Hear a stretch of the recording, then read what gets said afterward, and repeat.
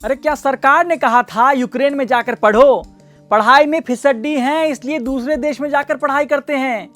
जिस हमले को चीन और अमेरिका नहीं रोक पाया उसे हमारी सरकार ने कर दिखाया। भारतीयों के लिए 6 घंटे तक रूस ने युद्ध रोक दिया। देखा कमाल।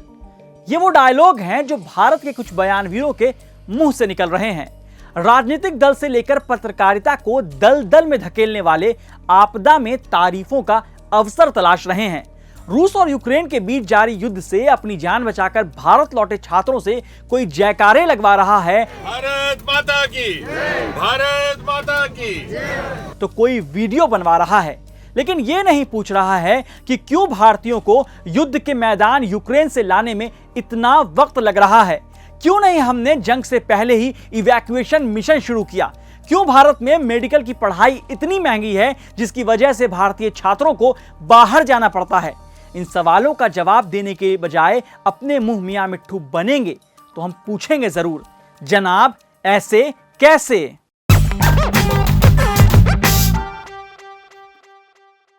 पिछले कई दिनों से यूक्रेन में तबाही का मंजर देखने को मिल रहा है। रूसी सेनाएं लगातार यूक्रेन पर हमले कर रही हैं, आम लोगों की जान जा रही है, हजारों भारतीय यूक्रेन में फंसे हैं।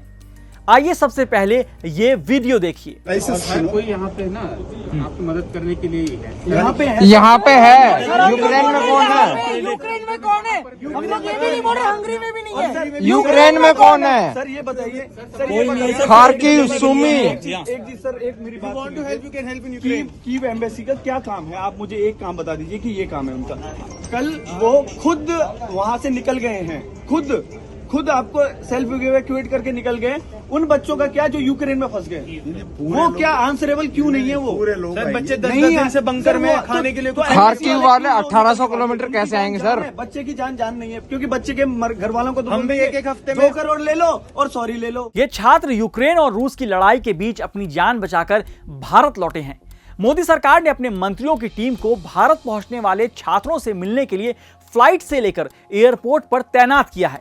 इसी बीच जब कुछ छात्र हंगरी के बुडापेस्ट के रास्ते भारत लौटे तो केंद्रीय मंत्री जी किशन रेड्डी इनसे मिलने एयरपोर्ट पहुंचे थे। इसी दौरान छात्र अपनी तकलीफ और नाराजगी जाहिर करने से खुद को रोक नहीं पाए। ऐसी ही तकलीफ यूक्रेन के खार्किव शहर पर रूसी हमले में मारे गए भारतीय नवीन शेखरप्पा के पिता के मन में भी है। मेडिकल की पढ़ाई करने गए नवीन रूसी हमले में मारे गए हैं।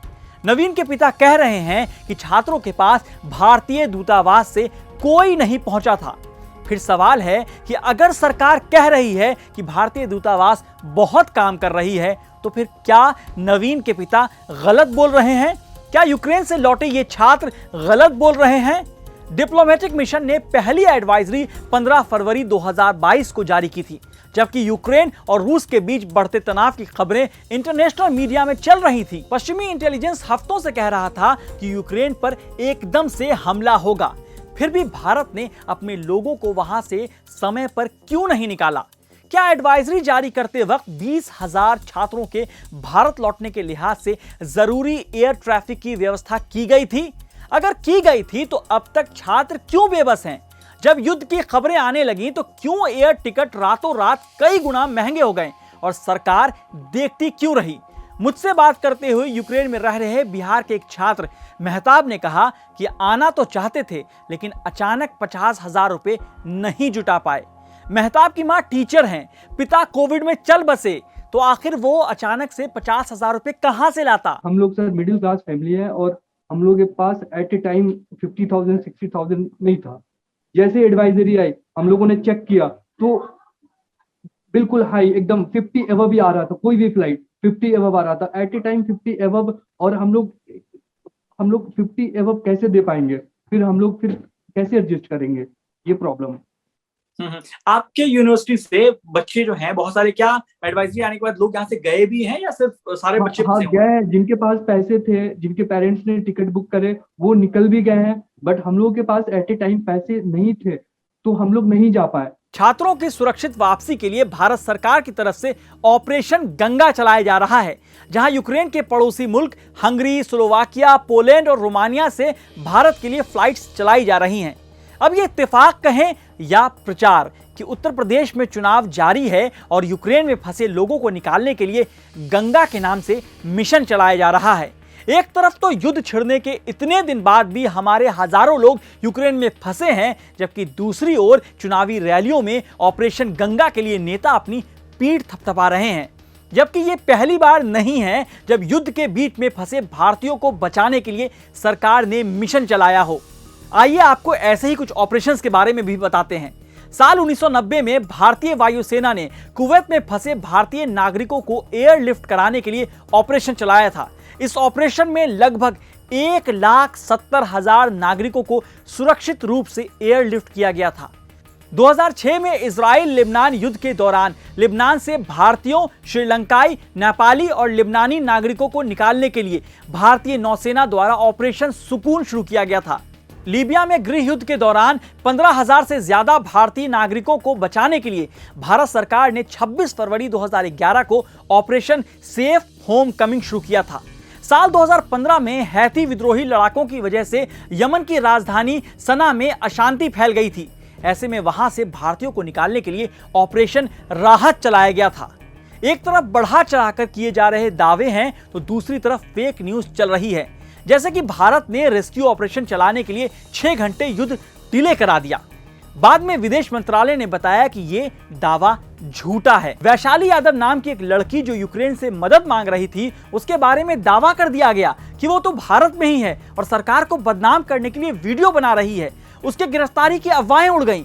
बाद में यूपी पुलिस ने खुद साफ किया कि ऐसी कोई गिरफ्तारी नहीं हुई है। खुद वैशाली ने क्विंट को बताया कि वो यूक्रेन से रोमानिया पहुंच गई है। उन्होंने हमें लाइव लोकेशन भी भेजा था अपना। अब आते हैं बड़े सवाल की तरफ। क्यों भारत के बच्चों को मेडिकल की पढ़ाई के लिए दूसरे देशों में जाने को मजबूर होना पड़ता है?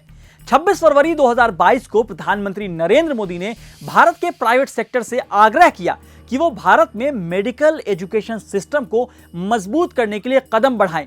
लेकिन आपको बता दें कि ये प्राइवेट सेक्टर की ही देन है कि बच्चे देश के प्राइवेट कॉलेजों में पढ़ने की बजाय यूक्रेन और फिलीपींस जैसे छोटे देश जाने को तरजीह देते हैं, क्योंकि भारत में प्राइवेट कॉलेज से डॉक्टर बनने के लिए 50 लाख से 1 करोड़ रुपए फीस लगते हैं, जबकि यूक्रेन जैसे देशों में 20 से 25 लाख रुपए में डॉक्टर बनने का सपना पूरा हो सकता है। दिसंबर 2021 में लोकसभा में स्वास्थ्य मंत्रालय की तरफ से बताया गया कि भारत में MBBS की 88,120 सीटें और बैचलर ऑफ डेंटल सर्जरी यानी BDS की 27,498 सीटें ही हैं।